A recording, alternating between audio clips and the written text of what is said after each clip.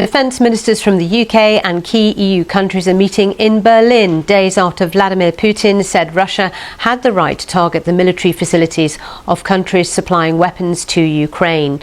Poland has always insisted Ukraine has every right to use Western-sent missiles against Russia in self-defence.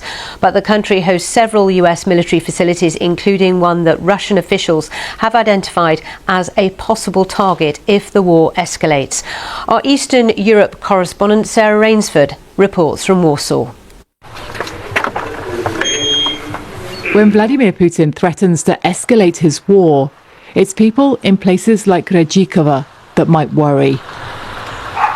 Because just beyond the wire in this tiny Polish town is an American military base, one that Russia has openly called a potential target.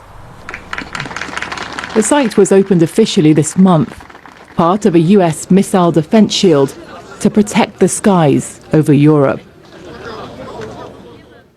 Then, when Russia fired a hypersonic weapon at Ukraine, Vladimir Putin warned those who arm Kyiv with missiles they could be next. So some here are nervous. It's all Regina's family talk about. She says they feel the threat from Russia is growing. Joachim,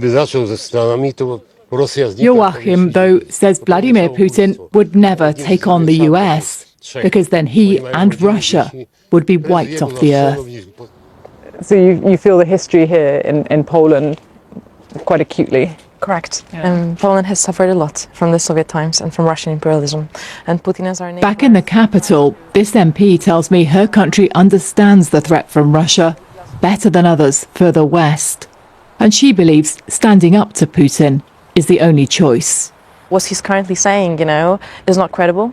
I think that if we were to appease him in any way, shape or form, that would only strengthen the Russian aggression. It's either Ukraine that we support, or we have Russia behind our eastern borders. But Poland believes Moscow is already attacking here.